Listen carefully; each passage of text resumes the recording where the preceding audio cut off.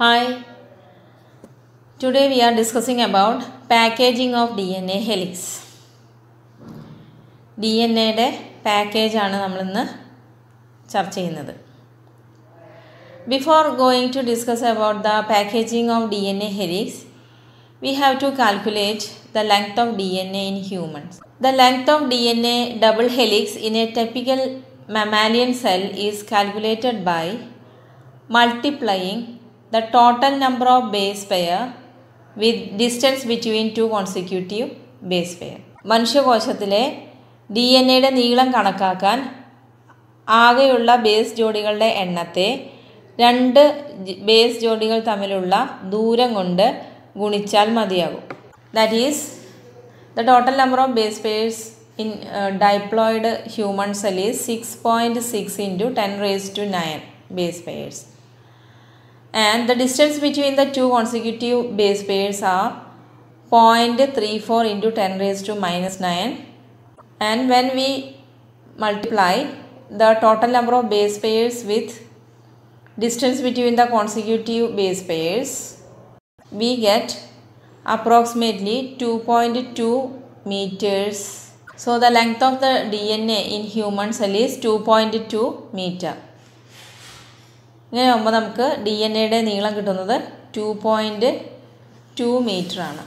How is such A long polymer packed in a nucleus, that is which is approximately 10 raised to minus 6 meter. The length of the DNA is 2.2 meter and dimension of the nucleus is 10 raised to minus 6 meter. ഇവിടെ DNA നീളം ന്യൂക്ലിയസിൻ്റെ വ്യാപ്തത്തേക്കാൾ വളരെയധികം കൂടുതലാണ്. പിന്നെ എങ്ങനെയാണ് ഈ DNA ന്യൂക്ലിയസിൽ pack ചെയ്ത് വെച്ചിരിക്കുന്നത് നമുക്ക് നോക്കാം. Packaging of DNA in prokaryotes. പ്രോകാരിയോട്സിലെ DNA പാക്കേജ്. പ്രോകാരിയോട്സ് എന്ന് പറഞ്ഞാൽ വ്യക്തമായി ന്യൂക്ലിയസ് ഇല്ലാത്ത ജീവികളാണ് prokaryotes.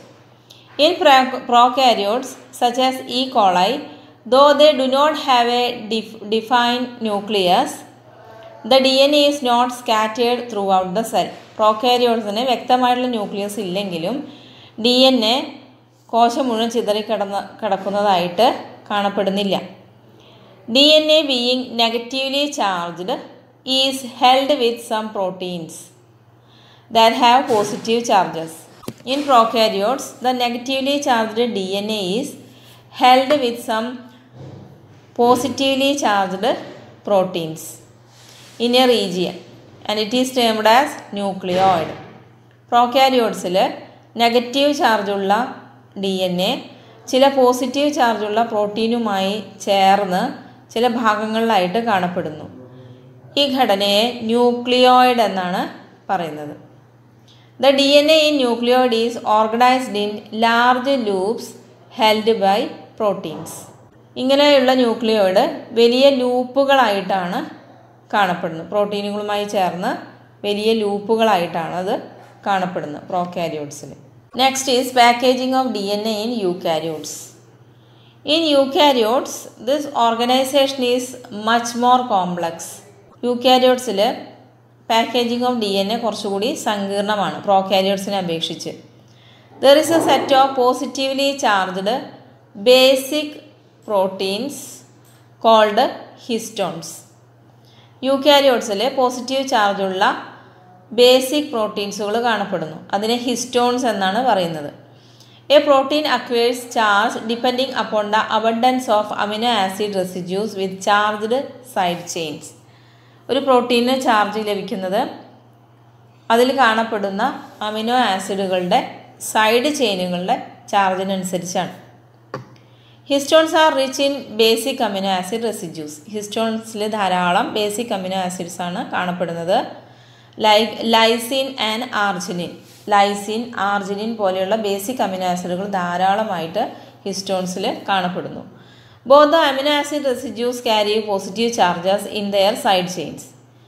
Histones are organized to form a unit of 8 molecules called histone octamer. ഇവിടെ ഹിസ്റ്റോൺസ് കാണപ്പെടുന്നത് 8 തന്മാത്രകൾ ചേർന്നിട്ടാണ്, 8 ഹിസ്റ്റോൺ തന്മാത്രകൾ ചേർന്നിട്ടാണ്. അതിന് നമ്മൾ ഹിസ്റ്റോൺ ഒക്ടാമർ എന്നാണ് പറയുന്നത്. Look at this picture. We can see a histone octamer and it is formed by 8 histone molecule. The negatively charged DNA is wrapped around the positively charged histone octamer to form a structure called nucleosome. So in eukaryotes, the negatively charged DNA wrapped around the positively charged histone octamer to form a structure called nucleosome. Here the negatively charged DNA is wrapped around the histone, positively charged histone octamer, and it is known as nucleosome. A typical nucleosome contains 200 base pairs of DNA helix. ഒരു typical nucleosome ഏതാണ്ട് 200 DNA base pairs കാണപ്പെടുന്നത്. യൂക്കാരിയോട്സിൽ negatively charged DNA histone ഒക്ടാമറിലെ ചുറ്റി കാണപ്പെടുന്നു.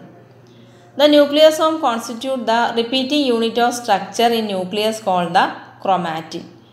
ഇങ്ങനെ repeat ചെയ്ത് ആവർത്തിച്ച് കാണുന്ന ന്യൂക്ലിയോസോമുകളെ നമ്മൾ ക്രോമാറ്റിൻ എന്നാണ് പറയുക. Thread like stained, that is coloured body seen in nucleus. ന്യൂക്ലിയസിലായി ഇങ്ങനെ കാണപ്പെടുന്ന നൂല് പോലെയുള്ള വസ്തുക്കളെ നമ്മൾ ക്രോമാറ്റിൻ എന്ന് പറയുന്നു. The nucleosome in chromatin are seen as beads on string structure when viewed under electron microscope. The chromatins are seen as the beads on string. നമ്മൾ ഇലക്ട്രോൺ മൈക്രോസ്കോപ്പിലൂടെ നിരീക്ഷിക്കുമ്പോൾ ക്രോമാറ്റിൻ ഫൈബറുകൾ ബീഡ്സ് ഓൺ സ്ട്രിംഗ് രൂപത്തിലാണ് കാണപ്പെടുന്നത്. അതായത് നൂലുകളിൽ മുത്തു കോർത്ത പോലെയാണ് കാണപ്പെടുന്നത്. ചിത്രം നോക്കുക. The beads on string structure in chromatin is packed to form chromatin fibers. ഇങ്ങനെയുള്ള നൂലിൽ മുത്തു കോർത്ത പോലെ കാണപ്പെടുന്ന ഈ വസ്തുക്കൾ കൂടുതൽ ക്രമീകരിക്കപ്പെട്ട് ക്രോമാറ്റിൻ ഫൈബറുകളായിട്ട് മാറുന്നു. That are further coiled and condensed at the metaphase stage of cell division to form the chromosome. ഈ chromatin ഫൈബറുകൾ കോശവിഭജനത്തിൻ്റെ മെറ്റാഫേസ് സ്റ്റേജിൽ കുറുകി തടിച്ച് ക്രോമസോമുകളായിട്ട് മാറുന്നു. The packaging of chromatin at higher level requires additional set of proteins that collectively are refer to as non histone chromosomal protein, that is NHC proteins. അപ്പോൾ ക്രോമസോമുകളാകുന്ന ഈ സമയത്ത് ആവശ്യമുള്ള പ്രോട്ടീനുകളെ നമ്മൾ നോൺ ഹിസ്റ്റോൺ ക്രോമസോമൽ പ്രോട്ടീൻസ് അല്ലെങ്കിൽ NHC പ്രോട്ടീൻസ് എന്ന് പറയുന്നു. യൂക്രോമാറ്റിൻ.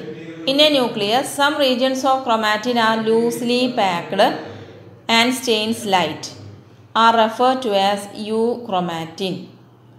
ന്യൂക്ലിയസിൽ ചില ഭാഗങ്ങളിൽ ക്രോമാറ്റിൻ വളരെ അയഞ്ഞ രീതിയിൽ കാണപ്പെടുന്നുണ്ട്. ഇതിനെ നമ്മൾ യൂക്രോമാറ്റിൻ എന്നാണ് പറയുന്നത്. Euchromatin is said to be transcriptionally active chromatin. Transcriptionally വളരെ ആക്റ്റീവായിട്ടുള്ള ക്രോമാറ്റിനാണ് euchromatin. So euchromatins are chromatins which are loosely packed and stains light and they are transcriptionally active.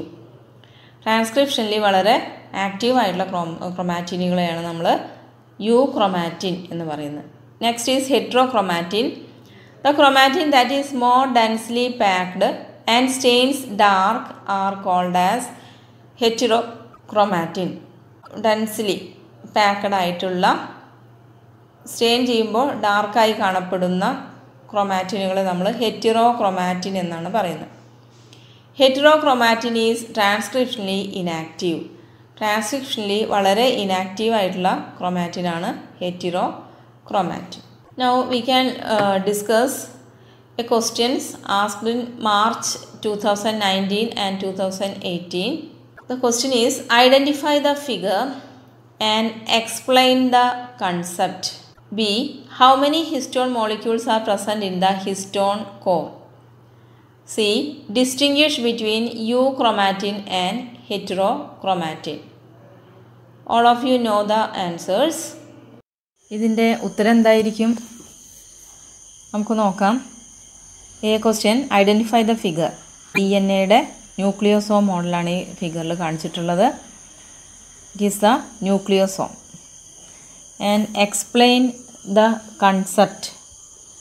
What is the concept? Here the negatively charged DNA wrapped around the positively charged histone octamer, or DNA plus histone octamer. The next question is, how many histone molecules are present in the histone core? Answer is 8. See question, distinguish between euchromatin and heterochromatin. We know that euchromatins are loosely packed regions and they are transcriptionally active and light stained. Heterochromatin are densely packed, transcriptionally inactive and darkly stained. Okay.